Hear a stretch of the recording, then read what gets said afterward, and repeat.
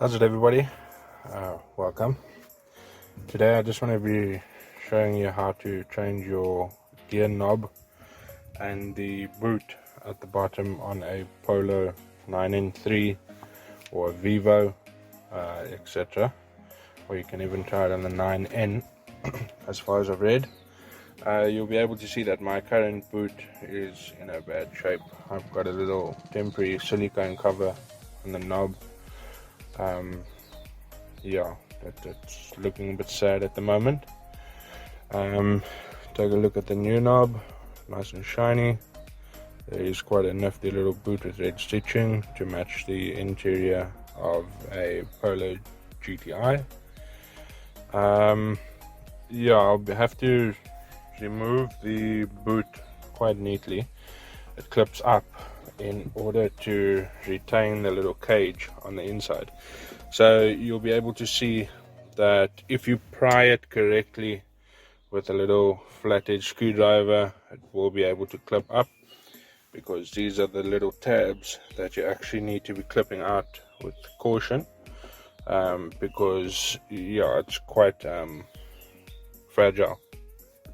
So you'll notice that once everything is up, you have to lift the actual boot, and you will notice on yours there is a little clamp, the dreaded clamp from the manufacturer. How you can remove it is by putting in a little flat-edge screwdriver or utilizing a long nose pliers, and then you'll be able to pry it off. Once that little clip is off, I've already managed to take mine off, luckily. You'll be pulling up the gear lever and boot. Now you'll see that the stock one is stapled in. The staples are quite strong, so you will have to remove them without cracking this actual cage. There you can see, if you look at when this is from, this is 2006, so it's got a fair amount of age to it. Doesn't look too shabby. However, yeah, the stupid fake leather is coming off. For anybody that is considering redoing the boot itself and retaining their gear shifter and or replacing their gear knob and their boot is currently intact, you will be able to remove this little ring around on the gear knob itself, and it will split into two. I'll show you now quick. Cool. What I've done is I've actually loosened it with a little flat-edge screwdriver. You will see that it comes off as a piece of the ring.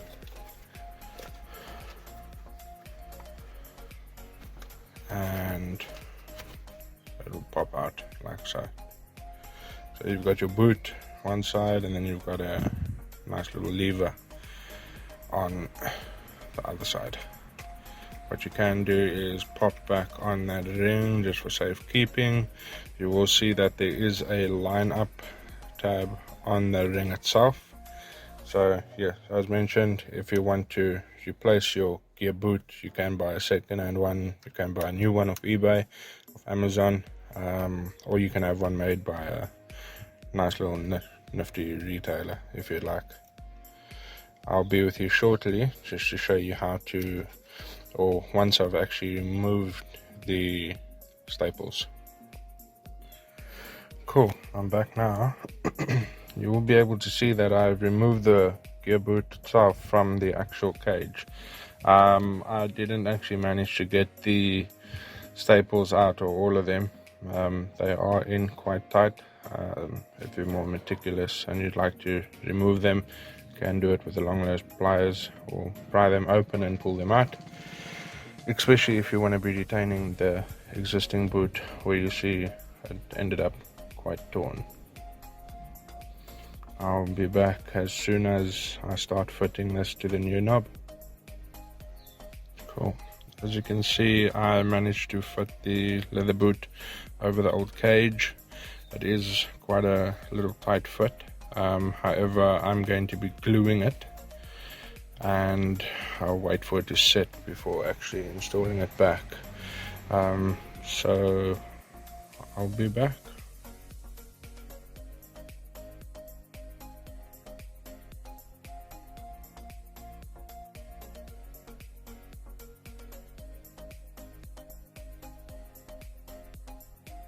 Right, so as per the pictures that I just posted, you'll see that the boot is on. I used a little bit of Q-Bond super glue in order to just try and mate it as much as possible to the cage.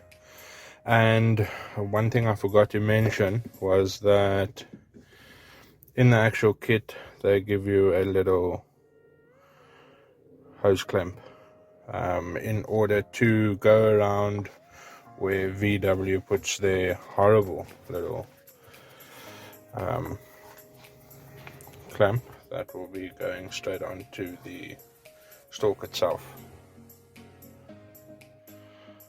Cool, so there you'll see that I've got the little hose clamp on the knob itself.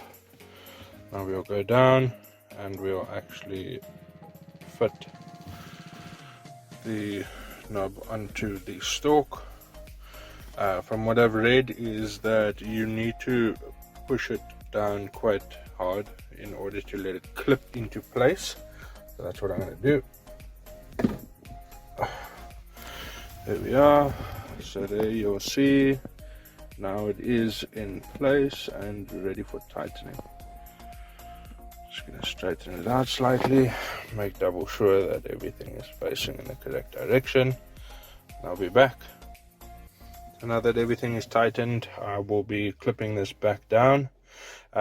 Just a little heads up, guys, I know it's quite late in the video. There is a front and a back of this little cage. There's a flat piece that will go towards the rear, and then slightly rounded goes towards the front. I'll be sending pictures as soon as this is clipped in, so I'll clip it in now. Cool, what I'm going to be doing is you push it down until you hear it clip, and just another, or until you actually feel it clipping.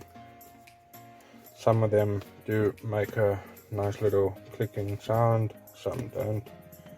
So there you'll see that everything is in place and it is on. It does look a lot better than the previous one. I am quite happy. So let me know what you think.